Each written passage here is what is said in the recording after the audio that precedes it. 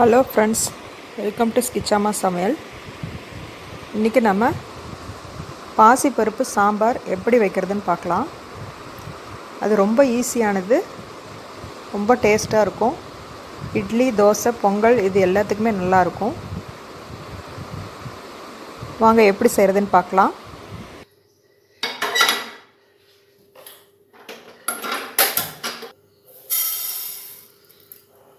பாசிப்பருப்பு 100 கிராம் எடுத்து நான் வறுத்து வச்சுருக்கேன். பொன்னிறமாக வறுத்துக்கலாம்.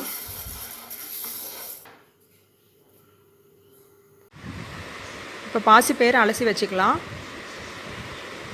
குக்கரில் பாசிப்பயிரை போட்டு தண்ணி ஊற்றி 3 பச்சை மிளகாய், ஒரு 5 சின்ன வெங்காயம் இதெல்லாம் போட்டு வேக வச்சிடலாம். இப்போது தக்காளியும் 2 போட்டுக்கலாம். ஒரு 5 பல் பூண்டு, கொஞ்சமாக எண்ணெய் விட்டுக்கலாம். அப்போ தான் பருப்பு சீக்கிரமாக வேகும். கொஞ்சம் மஞ்சள்தூள் ஆட் பண்ணிக்கலாம்.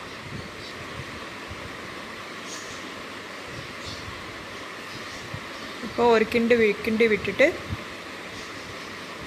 மூடி வச்சிடலாம். ஒரு 2லேருந்து 3 விசில் வந்தால் போதும். பருப்பு சீக்கிரமாக வெந்துடும்.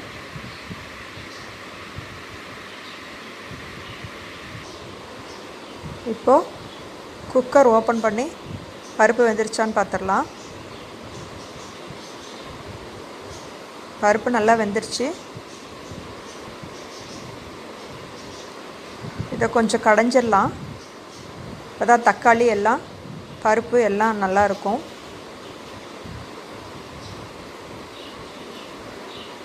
தேவையான அளவு உப்பு போட்டுடலாம்.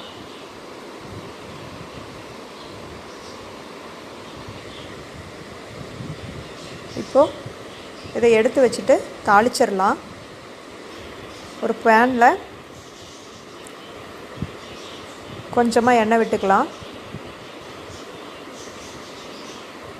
நான் நல்லெண்ணெய் விட்டுருக்கேன். எண்ணெய் காஞ்சிருச்சு. கடுகு போட்டுக்கிறேன்.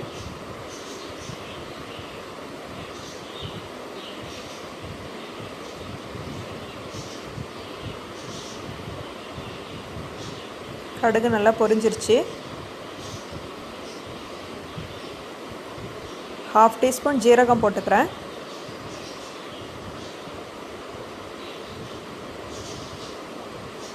கொஞ்சமாக பெருங்காயத்தூள் ஆட் பண்ணிக்கோங்க, நல்லாயிருக்கும் டேஸ்ட்டு. 2 வரமிளகாய் கிள்ளி போட்டுக்கலாம்.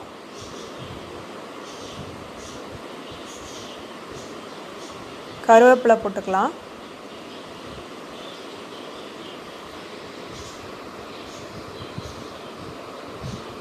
சின்ன வெங்காயம் கட் பண்ணி வச்சுருக்கேன். ஒரு 50 கிராம் சேர்த்துக்கலாம். நல்லா பொன்னிறமாக வதங்கட்டும். சாம்பாருக்கெல்லாம் சின்ன வெங்காயம் போட்டால் தான் நல்லாயிருக்கும்.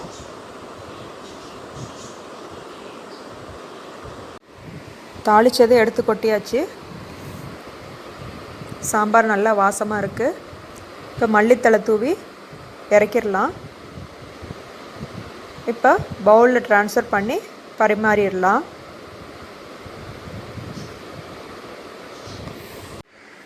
பாருங்கள், சுவையான பாசிப்பருப்பு சாம்பார் ரெடி ஆயிடுச்சு. இதே மாதிரி நீங்களும் வீட்டில் செஞ்சு பாருங்கள். இந்த வீடியோ உங்களுக்கு பிடிச்சிருந்ததுன்னா லைக் பண்ணுங்கள், கமெண்ட் பண்ணுங்கள், ஷேர் பண்ணுங்கள். மறக்காமல் சப்ஸ்கிரைப் பண்ணுங்கள். தேங்க்ஸ் ஃபார் வாட்சிங்.